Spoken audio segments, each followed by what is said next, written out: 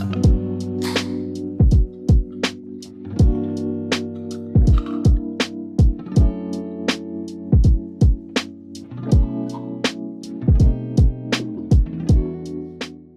friends, welcome one, welcome all, welcome everybody to my channel. My name is Angela. Hi. Today I want to share with you 5 historical fiction books that I do not see anyone talking about. That some of them are old, some are not quite so old, but they just don't get enough love. So I wanted to share them with you today because I really enjoyed them. There are most definitely a couple of 5-star reads in here, but I don't think that is the only reason I'm recommending these. In all honesty, these books have stayed with me for one reason or another, not just because they have been a 5-star read. I feel that a book can just be a book and leave a mark on your life. It doesn't have to be a 5-star read. And I wonder if you agree with me on that. Do you think that can be true? Does it have to be a 5-star read to stay with you? I hope you'll find at least one interesting title in here that you may want to add to your shelf. So let's get into it. Okay, so the first book is a book published in 2008 and it is The People of the Book by Geraldine Brooks. This is a fictionalized account of the very real Sarajevo Haggadah, which is a rather remarkable piece of Jewish religious text that has survived centuries of turmoil. And this is a historical fiction take on that very real piece of history. It's known for its illuminated manuscript. So the story follows an Australian rare book expert named Hannah, and she's tasked with preserving a priceless artifact, which is this book. And the artifacts that she finds in the binding, there's a insect wing, a hair, wine stains, salt crystals, these little things that start to tell the story of the book and therefore the people who lived with the book. The stewards, I think that's the best way to say it, because they were the stewards of the book. They looked after it, and you start to get a story around the book and around its own history. As Hannah's going through doing this conserving, she starts to unlock these kind of mysteries, and while she doesn't get quite as much information as we do, we go back into these timelines, and we go way back, centuries back. And it is totally fascinating how you start to see these interconnecting, like these little dots, these jigsaw pieces start to come together. And it is really marvelous how Geraldine Brooks has pieced this beautiful story together to create this connection to this real piece of history. And while this is happening, there's also Hannah's own storyline where she has a struggle with her own mother, and she has her own struggles, and that is, I didn't find that as interesting as the story of the book itself, but I really did enjoy the book. I enjoyed this novel all in all. And to tell you the truth, this was the book that pulled me out of, I want to say it was a year, if not 18-month reading slump. I probably didn't read for most of 2018 to maybe 2020, and my mum loaned me this book, and it was the one I think that really got me out of that slump, and that was really what got me back into reading in this particular phase in my life. So I really do recommend it. It's something that I haven't seen it get as much traction as Geraldine Brooks' other books. I really recommend it. The People of the Book by Geraldine Brooks. It's a beautiful, beautiful story. The next book I'd like to recommend is The Fair Botanist by Sara Sheridan. Now, you know I am a sucker for a cover, and that is the reason I picked up this book in the bookstore. However, once I read the synopsis on the back, that was the second reason I wanted to read the book, because it was quite captivating. So this book is set in Edinburgh. It is the summer of 1822 and Edinburgh is abuzz. The rumour is King George IV is coming to visit Edinburgh, and it will be the first time in 200 years that a monarch has come to visit Edinburgh. So this is a big deal. But on the other hand, there is another big deal happening, and that is in botanic circles, in like this little very niche circle in Edinburgh, there is a newly formed botanic garden, and they have an agave americana which is about to bloom, and it only blooms once every several decades, and it is on the cusp of blooming. It's going to bloom soon. So everyone is watching and waiting when it's going to happen. So there is something else that is happening as well. And I am a gardener. I love I just love those botanical stories as well. I really do find those interesting. So that was something for me that I enjoyed. So you had these two different things happening. There was the visiting monarch, which is a rumor, and then you had this agave americana, which is about to flower, and everyone is getting excited about it. So we have a few characters, and the two main ones really that I wanted to mention was Elizabeth, who is a newly widowed woman who has just moved from London to live with her late husband's aunt Clementina. And she's just arrived in Edinburgh. She's come from London. She is determined to leave her very unhappy life behind her. And she is living in a place, the home she is living in borders the Botanic Gardens. So she comes to learn about the agave americana, and she offers her services to draw the flower through its various stages as it's coming into bloom. She is a talented artist. And so she is coming into the botanic community through doing that. And then through that community, Elizabeth meets Belle Brodie, who is a vivacious, independent woman who herself has a passion for botany, and she also makes perfumes.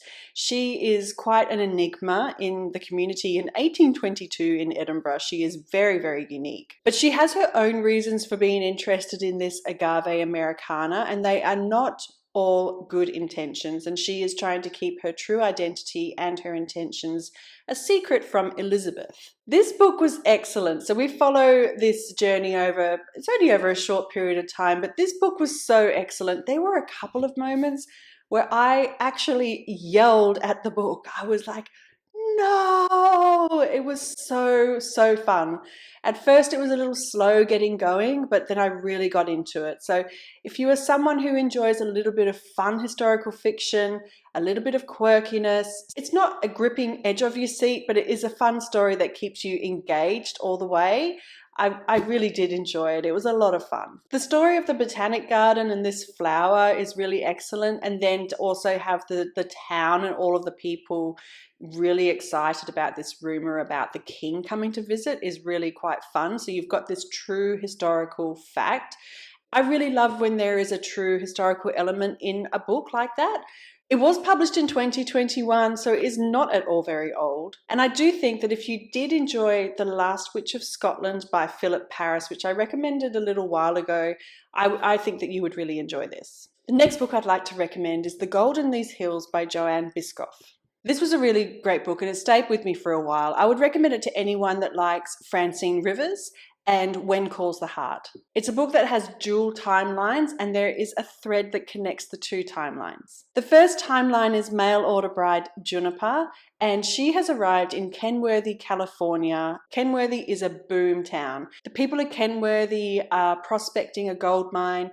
They found a mine that looks like it is a huge potential for gold mining. And so what happens generally when there is somewhere that they have found that looks like it's going to be a gold mine is that an entire town would be set up and they would prospect. All these resources would be put into these towns before they even mine that first nugget of gold. And so that's what Kenworthy is. However, when the mine turns out to not have any gold in there whatsoever, and it looks like it's been a real complete ruse, the entire idea that there was gold in there all appears to be a lie. Juniper's husband vanishes, and also do all the townspeople disappear too, because there's no gold to be had. Juniper is left in this town with only a few people. It's essentially a ghost town now, and she's left there with her daughter. She doesn't know if her husband is dead. She doesn't know if she's been abandoned. She doesn't know if her husband is an outlaw. Was he part of this ruse about this gold mine? And she writes letters through the winter. She writes letters to her husband. She's just trying to internalize and find some answers to his disappearance. She can't send the letters to anyone. She's just writing these letters to a ghost of a husband. A century later, we meet a man named Johnny. He is heartbroken. His marriage has failed. He has a young child. He has decided that he is going to have a fresh start, and he has come across this run-down farmhouse that he is going to restore, and he's going to throw himself into that and raising his child. And while he is restoring this farmhouse, he comes across a box of letters that Juniper has written to her husband 100 years prior. And he finds that she has written these letters, Dear John, which is his name. So he has this he has this connection with these letters, which he finds quite strange, that these letters from 100 years ago have his name on them. So through this process, Johnny opens himself up to the chance of romance again, and we have a modern day romance in modern day California, which unfolds in the same mountains that Juniper lived in. And then we also follow Juniper's timeline to find out what happened with her husband and her outcome, which I really enjoyed. I loved her storyline. I love spending time with Juniper. She was a beautiful character. I really enjoyed that. Those pioneering women, I love reading stories about women like that. They really fascinate me. It was really well done. I loved the characters. There were some fascinating characters in there, and I really recommend it. It's such a beautiful, gentle story, a story of hope, story of love, beautifully done. If there are two topics that I could read over and over and over again and never get tired about it, it would be Marilyn Monroe and Cleopatra. This was published in 1999, and so I don't know if I read it in 1999, but it might have been like 2001 or so. That was when I moved to Perth, so I doubt I brought it with me to Perth. Anyway, this is one of my most favourite books of all time. So much so that I've never tossed it. I don't think that I've got many books on my bookshelf that I've kept for that long, and this is one of them. It's a historical fiction book. It's a retelling of Cleopatra's entire life. It's not just one moment in her life, it's her entire life, and it is so well done. In fact, it was published in 1999, and so if I read it in the early 2000s, I don't think I've read many Cleopatra books since then, so I think it really did scratch that itch for me. I don't think I really need to tell you much of the plotline because Cleopatra's life is so well documented and so well known.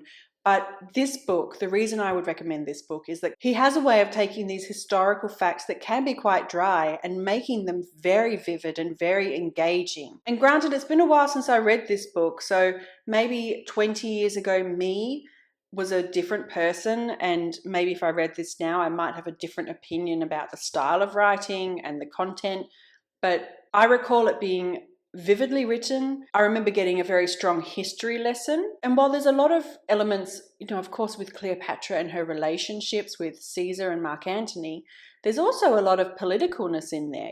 The fact that she was a strong political leader. Colin Falconer, I believe, has said that he was a huge fan of Wilbur Smith novels, and Wilbur Smith has written a number of novels about Egypt. So I wonder if that was how this came about. I think I might have a look at his backlog. And fun fact is that Colin Falconer is a British writer, but he is based in Fremantle in Western Australia. So he is here.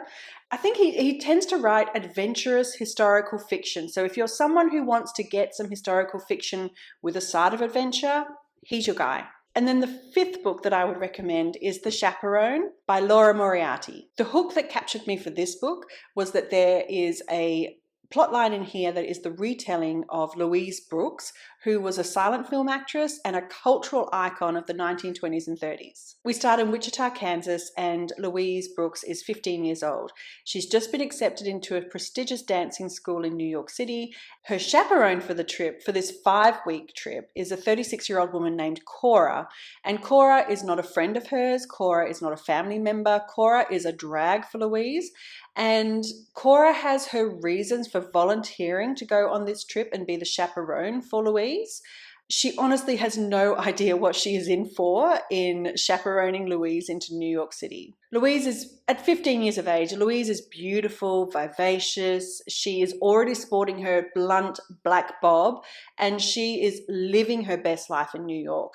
She loves living amongst all the other creative people and other non-conventional people. Cora, meanwhile, who is our narrator, is in New York for her own reasons. She actually grew up in New York, and she has come back to find some answers to some questions that she's always wanted to, so she has her own reasons for being there. And she manages to find her own liberation in New York, similar, like Louise is finding her liberation her way, and Cora finds hers in her own way. And it kind of gives her an outlook to her future in a way she didn't really imagine. The 1920s and 30s in New York are an incredible background. I really enjoyed it in this book. You know, you've got flappers, prohibition, it's on the cusp of the Great Depression, mini waves of equal rights and new opportunities for women. And it really does show how rapidly things changed over the 20s and 30s. There was so much change over this period, whether it was fashion and hemlines or if it was around political things. It was such a rapidly changing time. It's a really interesting backdrop. So while Cora is our narrator and Louise is definitely a part of this story, it is Cora's story, and Louise is a big part of that. I always find it quite interesting when a key person from history is given a backstory, someone really tries to imagine what that might have been like. I always find that fascinating, and this was no different. It was a lot of fun, a lot of deep moments, and this was actually made into a movie in 2018. It was written by Julian Fellows of Downton Abbey, and it was really, really well done. It stayed with me. I remember where I was when I read this. I was on holiday in Bali when I read this, and I remember that moment in time. And I think if you like The Paris Wife, you'll probably enjoy this one. I enjoyed this more than The Paris Wife, and it was a really great book. So there we go. So those are 5 historical fiction books that I haven't heard anyone talk about. So please let me know if you've read any of them. Have you heard of them? Do you have a particular favourite that you wish people would talk more about as well? Is there a historical fiction one that you wish people would talk about more? Thank you so much for joining me. I really appreciate spending all this time with you. My next video I think will be my wrap up. I did hear your thoughts on whether I should do a full wrap up or a mini wrap up, and I think I'm going to try and maybe shake it up next year. I'm thinking about how I'm going to do things. So in a few weeks, I think I might end up doing the end of year book tag, and I'll probably talk about how I might want to change things up, my plans for Booktube for 2025. Anyway, I hope you have a wonderful week and weekend ahead. I hope you have a lot of reading ahead of you, some great books ahead of you, and I look forward to talking with you again soon. Bye.